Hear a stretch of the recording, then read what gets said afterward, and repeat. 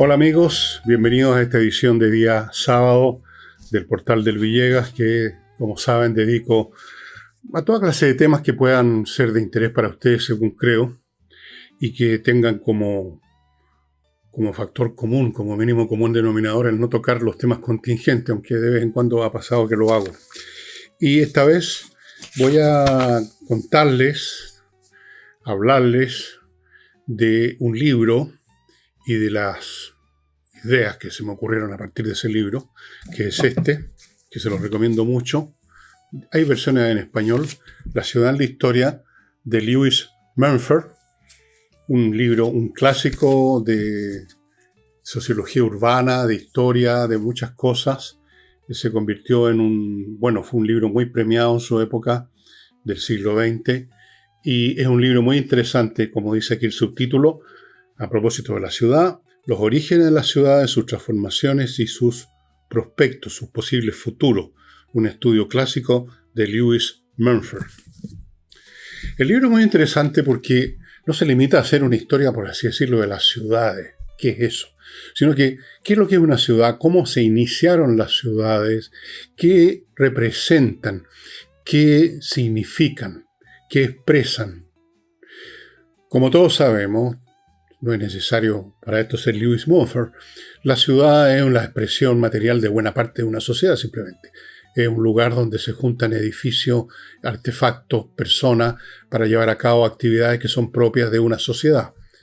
La otra parte es la ruralidad, que es el complemento que siempre acompaña las ciudades, por supuesto, porque es en el campo donde se producen los alimentos, así de simple. Las dos cosas van siempre juntas y por lo tanto no expresa toda la sociedad, sino que buena parte de ella.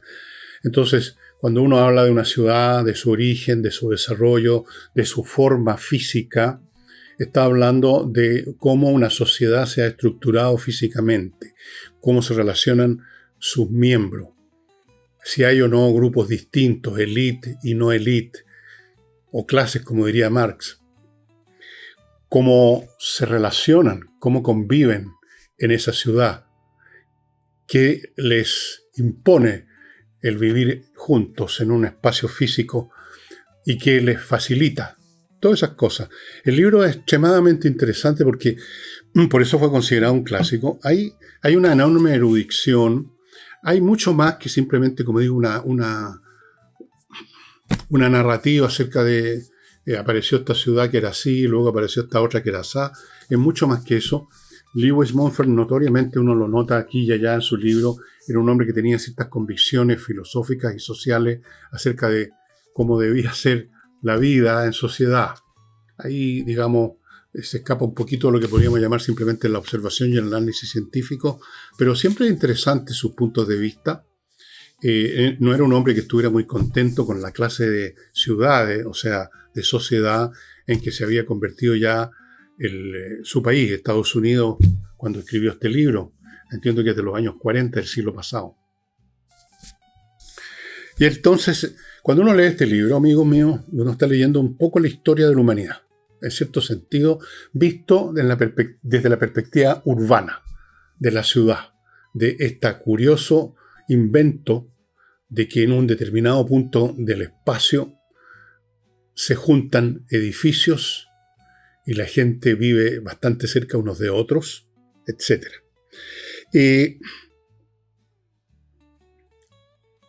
¿Cómo se relacionan entre sí las personas en estas distintas ciudades o distintas sociedades? Es uno de los temas que me parecieron, que me interesaron más.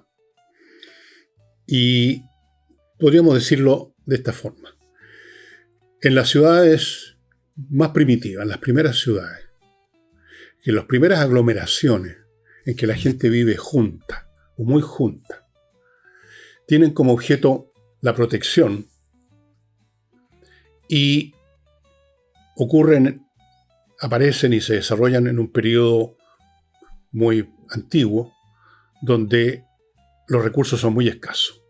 En otras palabras, reina la pobreza, reina la escasez en su forma extrema, y no habiendo excedentes, no hay ninguna posibilidad de que se generen muchas diferencias entre una persona y otra. No hay medios ni físicos ni económicos para imponer dominio de uno sobre otro, y por lo tanto son comunidades donde reina la igualdad, donde reina, además, porque son muy pequeñas, un conocimiento mutuo completo de quién es quién. Son lo que a nosotros entendemos como una comunidad propiamente tal, aunque ahora se usa el término cuando no corresponde. Una comunidad, como una gran familia. Todos nos conocemos, todos somos iguales, todos colaboramos, todos salimos a cazar, todos nos distribuimos la producción o lo que hemos recolectado y adoramos a las mismas fuerzas sobrenaturales, los mismos dioses o los mismos demonios. Y es un tipo de mundo que ha estado siempre, fíjense ustedes qué interesante, como un referente de todas las teorías, ideologías, utopías que se han creado en el mundo como un supuesto reemplazo de la realidad que se está viviendo. Siempre aparece como un ideal la comunidad. No primitiva, pero la comunidad. O sea, un tipo de sociedad donde todos se conocen, todos son amigos, hay una especie de fraternidad, por último, por default, no hay desigualdades, todos piensan lo mismo, todos adoran el mismo Dios. Es un referente. Si ustedes estudian, leen las doctrinas comunistas, las doctrinas socialistas, lo que pensaron algunos reformadores y utopistas del siglo XIX, XVIII, se van a encontrar casi en todos ellos con el mismo concepto. Una sociedad donde son todos iguales. A eso algunos utopistas le agregan un elemento que empieza a ser un poco siniestro porque tiene consecuencias. Un orden determinado que algún visionario cree que es el correcto y que es el que es impuesto por los iluminados, primero tratando de convencer y, si no es posible, por medio de la compulsión, de la coerción. Muchos de estos sueños utópicos, humanitaristas, igualitaristas, comunistas, comunales, terminan los sueños en pesadilla. Esas eran esas sociedades primitivas. Esas ciudades no eran más que villas bastante miserables. En general, en la cercanía de un lugar de culto. Eso fue muy importante.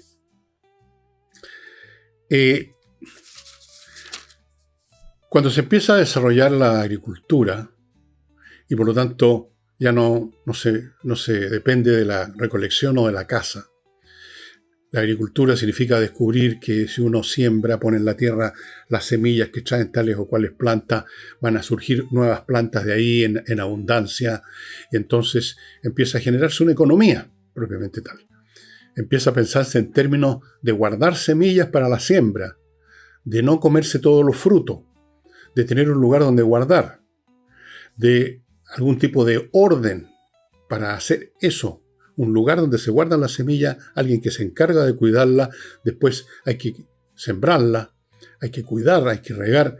Se empieza a generar una economía y un orden más complejo. Y se empieza a generar un excedente. En algún momento hay un poco más de alimento del que se necesita, porque la agricultura es generosa. La tierra es generosa.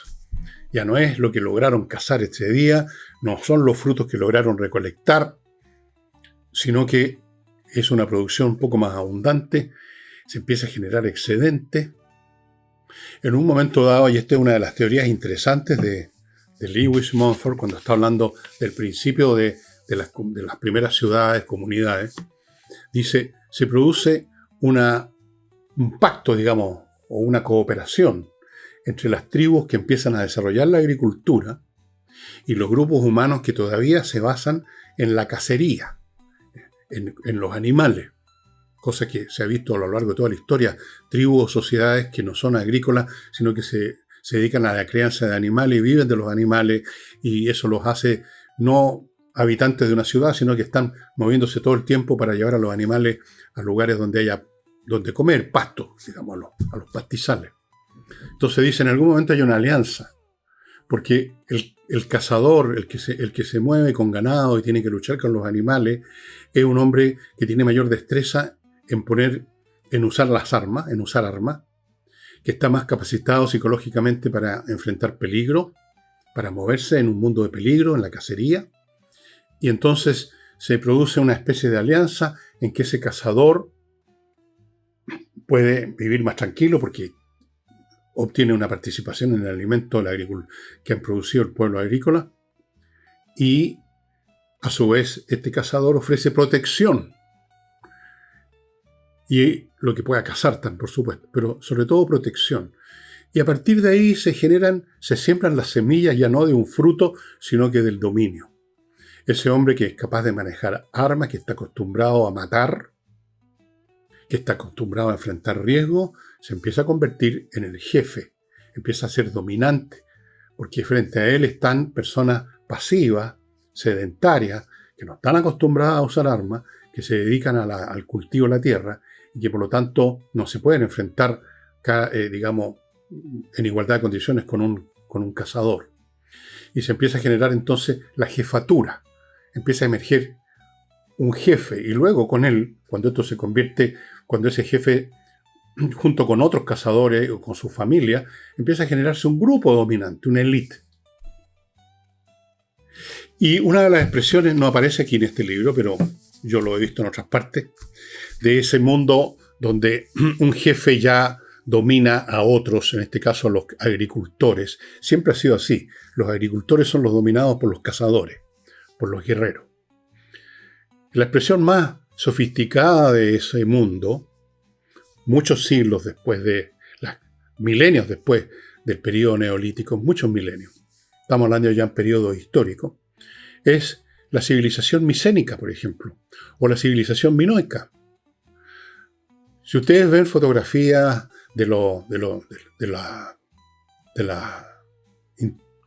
aglomeraciones urbanas, llamémoslas así por el momento, en Creta, o las ruinas en Micenas, se van a dar cuenta que estas ciudades no son realmente ciudades, sino que es el palacio, el lugar donde vive el jefe, el dominador, el rey, con dependencias anexas, donde están las bodegas donde le llegan los frutos de la tierra que los dominados, los agricultores han producido, donde guardan el vino, el aceite, lo que sea, lugares para que habiten y estén ahí los talleres de los artesanos que producen las cosas que usa ese rey y otro, ropa, armas, vasijas y otras cosas de lujo, que en el fondo la ciudad es un palacio con sus dependencias alrededor, y quizás en la periferia hay no ya ciudades, sino que habitaciones miserables de los que cultivan la tierra. Es una civilización de palacios, así se llama, por lo menos algunos historiadores llaman así la civilización micénica. O sea, no son ciudades, son, o si ustedes quieren, la ciudad es la residencia, el punto de dominio del jefe, del rey. Ahí están sus provisiones, que él las distribuye como quiere, los excedentes que acumuló. Ahí viven sus artesanos y ahí vive su guardia pretoriana. Ahí viven aquellos que lo acompañan como guerreros, como guardianes, y que les permiten mantener su dominio más allá de su destreza personal. Entonces la ciudad es un centro de dominio. Es una expresión física de dominio social sobre otros. Antes de continuar con esto, amigos, permítanme hablarles un poquito de los productos y servicios que publicitamos los fines de semana y que hacen posible este programa, desde luego. Y a la pasadita, y antes que se me olvide, ya que estamos hablando del libro, Resurrección, el último libro de la saga que empezó con Tsunami, ¿a cuánto? 10 años atrás, cuando anuncié que venía la revolución. Bueno, aquí termina todo con la resurrección que esperamos que se produzca. Nada de seguro en la vida, esperamos que haya alguna clase de resurrección, por lo menos, en nuestro país, y hablo de eso y hablo de lo que fue, y hablo de lo que tiene que ser o lo que debería ser. Yo no soy nadie para estar, digamos, inventando la pólvora, pero hay algunas ideas que he querido expresar acá respecto a lo que se necesita, que básicamente es un cambio cultural muy profundo, porque es con eso que cambian las sociedades, no porque se inventó una ley, se escribió un código nuevo o entró dinero porque subió el precio del cobre, sino qué clase de personas viven, cómo hacen uso de esos recursos, qué hacen con su día a día, cuán capaces son de llevar a cabo esfuerzos mentales y físicos, de respetar las leyes y los valores y las decencias en la relación con los demás. Bueno, todas esas cosas tienen que ver con la formación. Así que me meto bastante en eso, en este libro, sin ser exclusivamente eso, ni mucho menos. Resurrección está en su segunda edición, lo encuentran en elvillegas.cl/tienda. Ahí también encuentran también la segunda edición de Para no tirarse por la ventana, que es un libro bastante entretenido. Bueno, vamos ahora a los avisos. Primero, suplemento Vito para sus mascotas. Un producto que trae minerales, vitaminas y un montón de suplementos para que usted agregue, basta una cucharadita al plato con el pellet y sus mascotas van a estar en mucho mejor estado de salud. Muy importante, nuestras mascotas, yo no lo sabré yo que tengo millones, he tenido millones y se me han muerto muchas también. De un día para otro se enferman y en 2 o 3 días, si usted no toma medidas, inmediatamente se pueden ir cortados. Así es, muy rápido, como se deteriora la salud. Entonces es mejor tenerlos muy bien, muy sanos, y para eso está el suplemento Vito que usted encuentra prácticamente en todas las mascoterías y desde luego puede encontrarlas en el sitio de suplemento Vito que ustedes están viendo en pantalla. Sigo con Mr. Transfer, una empresa de transportes que opera desde Viña, Valparaíso, en la quinta región, para transportar personas.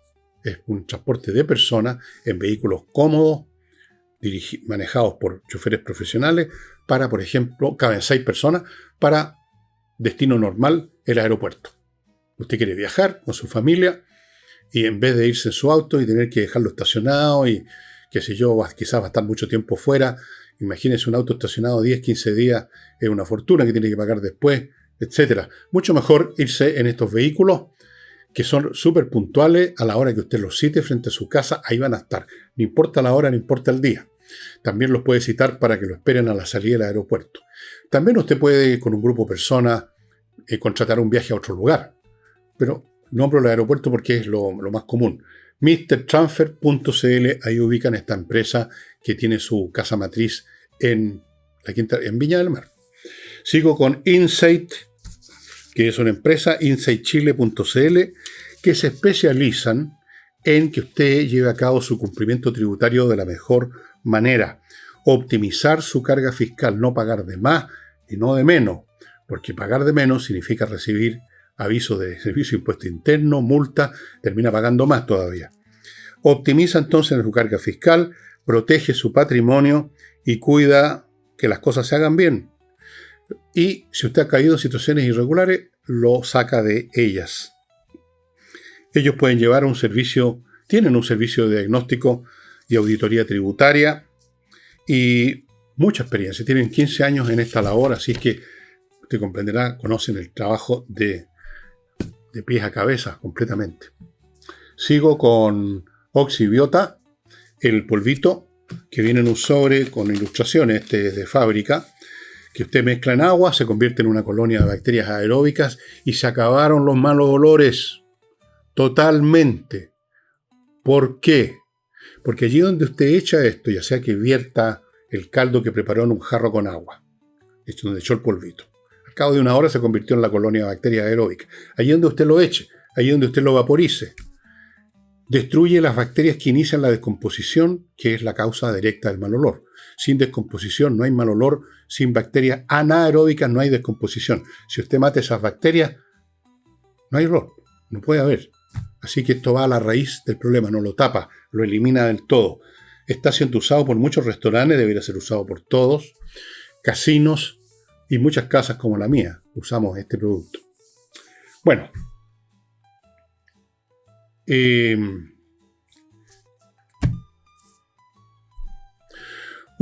voy a saltarme algunas cosas porque yo lo que les recomiendo es que obtengan este libro, los interesados en historia, en sociología urbana, historia del urbanismo. Historia humana en el fondo, básicamente. Si la ciudad es en gran parte la historia humana. Y en la forma de las ciudades, cómo van cambiando, se está viendo cómo está cambiando la sociedad. Por ejemplo, en el medioevo, en la Edad Media, la ciudad fue algo mucho más que una aglomeración de viviendas. Fue un nuevo mundo. Como decían en esa época, respirar el aire de la ciudad hace libre. Los que habían estado como siervos de la tierra, bajo el dominio de un señor feudal, si llegaban a una ciudad, se convertían en libres, tenían fueros, respiraban la libertad. Y estas ciudades medievales no eran como aparecen en la literatura de algunos literatos románticos del siglo XIX o en las películas, unos lugares realmente horrendos, con unas callejuelas estrechas, hediondas, sin luz, sin aire, con cadáveres de animales, con de todo por todos lados. Eso fue después, cuando las ciudades medievales empezaron a llenarse de gente, empezó a cambiar en la atmósfera económica y social y naturalmente se descompusieron mucho. Pero en su momento de gloria, la ciudad medieval era un lugar bastante más grato. En muchos sentidos tenía una calidad de vida mejor a ciudades del siglo XIX. Estaban muy comunicadas con el campo. Todas las casas o muchas de ellas tenían sus propios jardines amplios. Y la vida social no solamente había libertad, sino que había cierta, si no igualdad, al menos no tanta desigualdad. Todos compartían ciertas cosas básicas, la libertad en primer lugar. La actividad económica estaba muy basada en los gremios de artesanos que producían las cosas, los artefactos, vasijas, ropas, armas, corazas, telares, lo que fuera, artefactos. Se producían en gremios que regulaban la calidad del producto, que regulaban los precios, generaban un cierto control de muchas cosas que favorecían una vida, digamos, segura. Esas ciudades medievales se solían, a partir de cierto momento, rodear de un muro. Eran amuralladas, lo cual daba protección. El que vivía en una ciudad era libre, vivía en una situación en que podía desarrollar más actividades, un mundo más variado, más estimulante, con más gente, con más actividades que estaban ocurriendo, al contrario del campo donde siempre es lo mismo, y seguras, porque estaban dentro de un lugar que podía ser defendido con seguridad.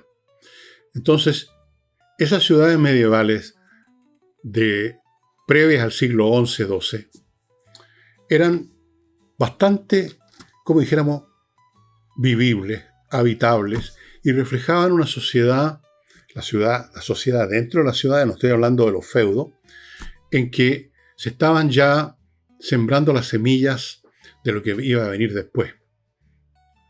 Y lo que iba a venir después era, bueno, las ciudades más grandes, más majestuosas, de un tipo de sociedad distinta cuando los estados reales monárquicos crecen, cuando ya deja de haber una multiplicidad de pequeños poderes o medianos poderes como los feudos, los señores feudales, los poderes económicos y más o menos de forma menor militares de las ciudades con sus propios fueros y patentes. Y empieza a desarrollarse el Estado, el monarca, el rey, con ejércitos más numerosos, con mucho más poder. Y empiezan esas ciudades entonces, a medida además que crece el comercio, a perder su fisonomía.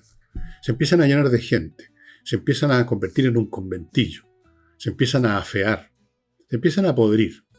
Y al mismo tiempo crecen las ciudades que reflejan el poder del Estado. La expresión máxima de eso es la ciudad barroca. Es una ciudad donde ya no hay como centro de todo la catedral, el templo, que era siempre el centro de la ciudad medieval, el local donde se reunían los ciudadanos de estas ciudades medievales a dirimir asuntos comunales, digamos el municipio, la plaza del mercado donde se juntaban los comerciantes. Lo central de la ciudad barroca es el Palacio del Rey, los grandes edificios, las grandes avenidas, la solemnidad del poder. Ciudades ya más reguladas. Es otro tipo de ciudad porque es otro tipo de sociedad. Es una sociedad donde lo central sigue siendo la agricultura, muy importante, pero empieza a desarrollarse enormemente el comercio y la industria. No todavía al estilo como lo conocemos ahora a partir del siglo XIX, grandes fábricas con máquinas, etc., pero grandes establecimientos artesanales con algún grado de máquina, con algún grado de producción más masiva, con ejércitos masivos, muchos más habitantes, grandes palacios, grandes edificios que manifiestan el poder. Se trata de manifestar el poder. Se trata de legitimar el poder. Y para eso se requiere el fasto y circunstancia de lo monumental, del monumento. La ciudad se convierte en un monumento.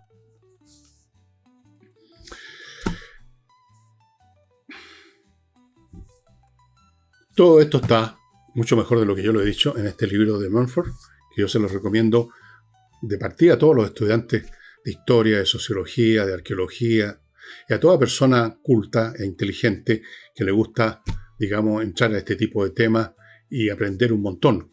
Yo he aprendido mucho. Este libro lo leí por primera vez en la universidad, tendría yo 16, 17 años, y lo estoy leyendo ahora que soy un viejo de 77, y no me acordaba nada, la verdad. O quizás me acordaba sin acordarme, que es lo que sucede. Uno integra una cosa que aprendió en un libro, y tanto lo integra que ya deja de ser propiamente tal un recuerdo, sea un objeto externo que uno ve en la repisa de la memoria, porque ya forma parte de la mente de uno. No sé si me explico.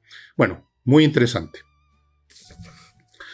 Ahora, permítame saltarme muchas etapas. ¿Qué pasa con las ciudades actuales? Las ciudades actuales ya no son ciudades propiamente tal, porque las sociedades actuales ya han perdido mucho de esos elementos de contacto personal que le daban identidad a una ciudad. La ciudad no era meramente un montón de edificios y un montón de actividades, era también una comunidad. La gente se conocían unos a otros, tenían intereses comunes, participaban en las asambleas comunales, municipales. Recuerden acá en Chile, cuando se declara la independencia, ¿cómo se hace? Se cita a un cabildo abierto, o sea, la cosa comunal. Hay una comunidad como agente, como actor social. Eso desapareció, estimado amigo. Hoy vivimos en un tiempo en que la ciudad es meramente una aglomeración de estructuras físicas. No hay una comunidad. Ya ni siquiera a nivel del barrio. Usted no conoce más que de vista, quizá, de vista, a las personas que viven a su alrededor. Quizás se saluda con alguno de ellos, nada más. No tiene convivencia, no tiene nada común con ellos salvo el hecho que están cerca en el espacio, físicamente hablando. Y esta desintegración de las relaciones sociales ha llegado tan lejos que incluso la familia misma, los miembros de la familia tienen poco contacto. Lo que impera ahora es lo que se llama la familia nuclear. La pareja, el esposo y la esposa y sus hijos. Y aún dentro de esa familia nuclear, hoy en día le ocurre a muchos padres, que no tienen claro en qué andan sus hijos. Los ven a la pasada. De repente coinciden en alguna parte de la casa. Cada cual tiene su pieza, cada cual tiene sus actividades. De repente se encuentran en la mesa de comedor, al almuerzo, a la comida. Normalmente ni siquiera eso. Se ha desintegrado. ¿Cuál es la vida social que hace ahora el ciudadano común y corriente de nuestras sociedades modernas? En estos espacios inmensos que ya no son ciudades, sino que son aglomeraciones urbanas. Fíjense en la palabra, aglomeración. Cosas que están juntas, pero que no están unidas. Están simplemente apelotonadas en el mismo espacio. Hoy en día, el ciudadano medio tiene más contacto social vía digital que personal, que cara a cara. Y participa en comunidades que solamente tienen de nombre el concepto de comunidad. Porque una comunidad es tener muchas cosas en común y participar en muchas cosas. Eso es una comunidad. Lo que ahora llaman comunidades, por ejemplo, todos los que participan en un determinado hobby. Y hay unos sitios en internet donde usted entra, porque ahí va a encontrar gente que hace lo mismo, que tiene el mismo hobby que usted. Eso es lo único que comparten, y lo comparten a distancia. Usted quizás no les ha visto nunca la cara a aquellas personas con las cuales usted en ese sitio entra en una relación de conversación a distancia, tecleando o hablando quizás, sobre el tema en cuestión que los ha unido. Pero no son una comunidad, aunque se llaman comunidades. Entonces hablan la comunidad de los que les gustan los relojes, la comunidad del ajedrez digital por computadora, a la cual se supone que yo pertenezco. Pero no es una comunidad. Y hay muchas otras. Y lo único que hacen es compartir una cosa, nada más, y en forma remota. Esa es la sociabilidad que existe ahora, que predomina ahora. Y si usted no me cree, y yo sé que me vas creyendo porque usted tiene la misma experiencia que yo, vaya a cualquier lugar público de la ciudad. Vaya a una sala de espera. Vaya a la sala de espera de los aeropuertos, las estaciones. Vaya a cualquier lugar de ese tipo, a un hospital. ¿Y qué es lo que usted va a ver? No va a haber gente conversando, sino que va a haber gente mirando este tipo de cosas. Comunicándose con alguien o viendo algo, todos sumidos en forma autista en su iPhone. Es muy impresionante el espectáculo. Hileras de gente sentada, todos, prácticamente todos. Antes eran unos cuantos, ahora son todos mirando una pantalla. Se están comunicando con alguien, a veces uno los ve teclear, a veces no. No tienen ninguna relación con la persona que tienen sentada al lado. Y así siguen el avión y llegan al lugar que van y continúan en esta forma de autismo disfrazado de comunidad digital. Y las ciudades mismas, como les digo, ya no tienen ningún sentido de comunidad. Usted vive en una casa, no conoce a nadie del barrio, y no conoce a nadie, y por supuesto menos todavía, no sabe nada del resto de la ciudad. Usted se puede perder en su propia ciudad. Usted sale de su barrio y hay que guiarse con este programa Waze o consultando un mapa. O si se sale de su circuito habitual donde se mueve para ir a su pega o a los lugares donde suele ir, se puede perder. La ciudad cambia cada día, aparecen nuevos edificios, aparecen autopistas. Yo, por ejemplo, no me pierdo completamente en esta. No sé, ni siquiera sabía que existían algunas de estas autopistas subterráneas en Santiago. Y una vez me metí en una de ellas y terminé dando toda la vuelta y volviendo al punto de origen. Bueno. Entonces uno tiene que aprender a moverse dentro de su propia ciudad, como en un territorio desconocido. Es muy impresionante. Y uno no sabe nada de lo que está pasando a ambos lados del camino o de la ruta que uno está siguiendo. No sabe nada de esos barrios. ¿Qué hace esa gente? ¿A qué se dedican? Es decir, no hay comunidad.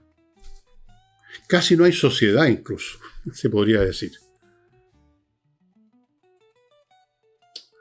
Bueno, es un mundo distinto, ¿no? Un mundo que el contacto humano se ha ido desvaneciendo más y más y más y más y más. El contacto digital es el que predomina, que es un contacto superficial y sobre la base de un interés o dos, nada más. Y es un mundo que uno no puede imaginar a dónde y cómo termina. ¿Cuál es el futuro de estas aglomeraciones urbanas, de este mundo, de este tipo de sociedades? Bueno, en este libro, escrito en los años 40, hay un capítulo final que trata de más o menos para dónde podría ser. Retrospect and Prospect. Pero eso lo escribió hace mucho tiempo. Mumford, que ya murió hace mucho tiempo también. Probablemente los prospectos que él vio ya no son válidos. Vamos a un mundo donde, para ponerlo en una forma extrema de caricatura, si ustedes quieren, es un mundo, una agrupación, millones de autistas conectándose vía digital, cada uno fondeado en su pieza o en su oficina. Antes de continuar, amigos, les quiero recordar a una empresita que partió hace poco, que se llama La Bollería, donde ustedes pueden encontrar una banquetería, especialmente en términos de dulces y de cosas como esa, fantástica. Fantástica. Espero que estén saliendo fotos de algunas de las cosas de pastelería que prepara Roma, que es la dueña de la empresa que conocemos desde hace muchos años en nuestra familia, y que está a su disposición para que usted se dé gustos con estas cosas exquisitas que prepara Roma y que puede atenderlo y hacer de su banquete una ocasión que nadie va a olvidar. Ahí está la dirección para que se contacten. Hágalo ya. Si no quiere un banquete, por último, para estos pasteles, estas tortas, estas cosas que espero que, os repito, que esté saliendo la foto que prepara Roma. Sigo con el arquitecto Diego Sándor, que los espera en la región de los lagos para construir o remodelar con un estilo totalmente personal, pero que no es extravagante, es inteligente y es cálido. Son casas que no quieren simplemente impresionar, son casas inteligentes, son casas distintas, bien conectadas con el medio ambiente, y no solamente en el discurso, bien orientadas para el sol, para el viento, para lo que sea, realmente maravillosas. Y como esto lo hace en la región de los lagos, que es tan hermoso, usted no solo cambia de casa, usted cambia de modo de vida. Sigo con MKI, que es una empresa de marketing industrial muy importante para industrias que están en estos tiempos difíciles, necesitados de realmente promover a fondo sus productos y servicios. Y para eso no basta poner anuncios, es preciso más. Son precisos pasos adicionales en el arte del marketing. Y eso es exactamente lo que hace mkiindustrial.cl. No se quede esperando de brazos cruzados que el mundo cambie por sí solo, y empiecen a llegar los clientes por milagro, no se sabe cómo. No, hay que ir a buscarlos, hay que moverse. Deje que lo ayude MKI Industrial. Y termino con Rosa Bergamota, que es una empresa a cuya dueña también conocemos nosotros, la familia, que produce artículos que nosotros usamos acá en mi casa, artículos de tocador con sustancias naturales, champúes muy ricos, acondicionadores para los que usan acondicionador después de lavarse el pelo, fragancias, cremas, rolón, todos con sustancias naturales, todos exquisitos. Usted los puede adquirir en rosabergamota.cl, de a uno, en varios, en caja, o también los encuentra en la cadena de farmacias Knopf.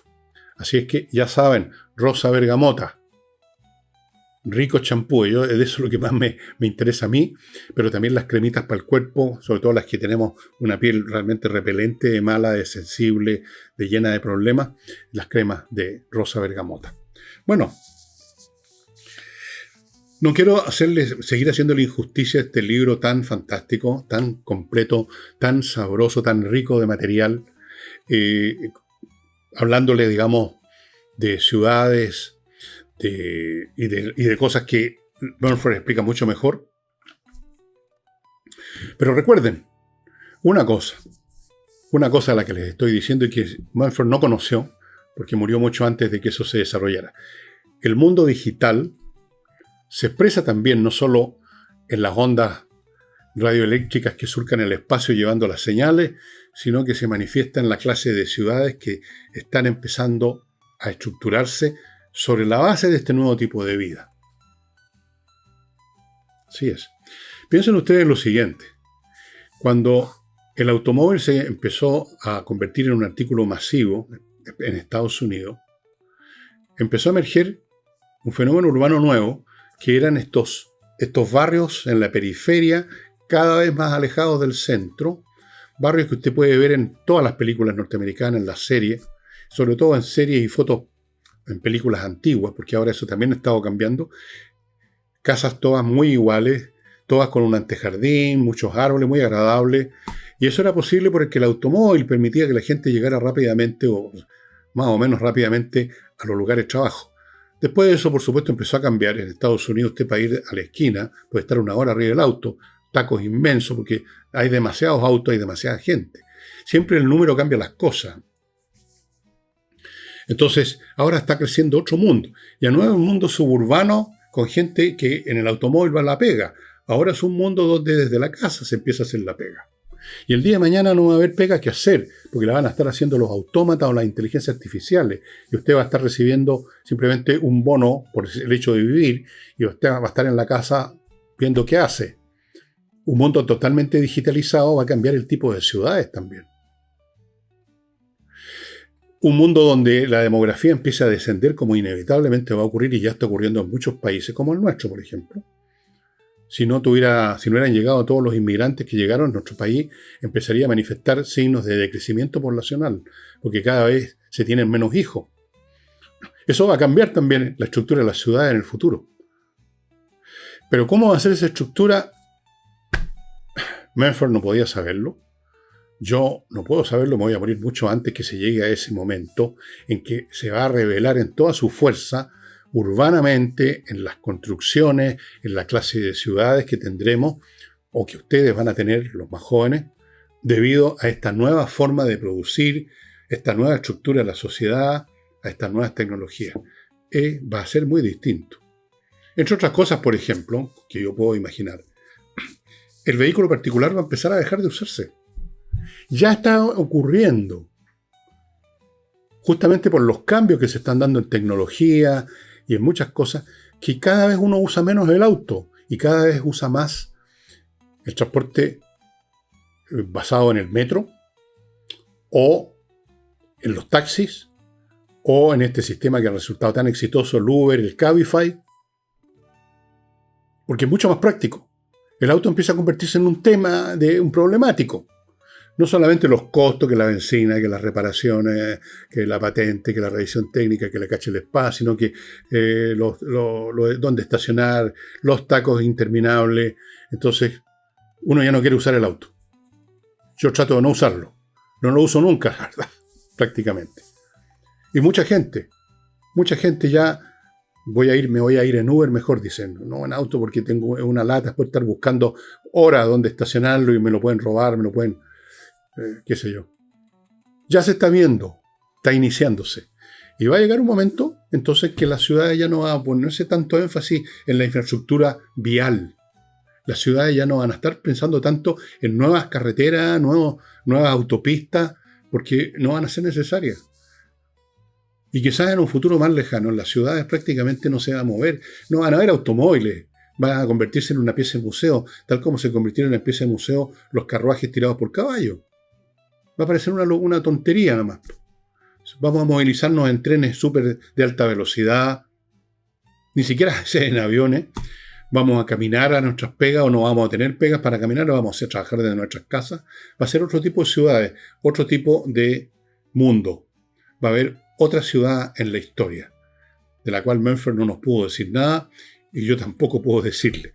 Pero mis hijas y sus hijos, o por lo menos sus nietos, van a ver un tipo de aglomeración o de urbanidad o de convivencia social en otro marco físico urbano muy distinto al que conocemos ahora. Muy diferente. Yo que no tengo 77 años, yo les podría contar todos los cambios que he visto en la estructura de Santiago desde que era niño, y tengo muy buena memoria, hasta ahora. Y son muy impresionantes. Y tienen que ver con cambios tecnológicos, cambios económicos, cambios de población. Cuando yo nací, esta ciudad tenía 1 millón de habitantes o menos. Ahora tiene 6 o 7, creo. Cambia todo. En la época en que yo nací apenas habían autos. Los doctores no tenían auto. Ahora, bueno, todo el mundo. El jardinero de mi casa, el de su casa, llegan en auto con sus herramientas. ¿No es así? Bueno, el mundo que yo conozco lo vi llegar, desarrollarse a lo largo de un periodo de mi vida y eso va a continuar. Bueno, amigos, me voy porfiadamente recomendándoles nuevamente este libro, La ciudad en la historia, de un estudio clásico de Lewis Mumford. Fíjense que el libro es tan antiguo que en la foto portada aparecen las Torres Gemelas de Nueva York. Porque este libro, este ejemplar que tengo en la mano, es de antes del atentado a las Torres Gemelas. Es simplemente por esa simple razón. Bueno, eso sería todo, estimados amigos. Mañana, a ver si se me ocurre un tema entretenido. Tengo una idea vaga de algo que podría ser divertido. Podría ser algo que lo entretuviera un rato, por lo menos una media horita. Bien, eso sería todo por hoy. Muchas gracias por su atención. Le pongo el sonido ahora a mi teléfono. Y muchas gracias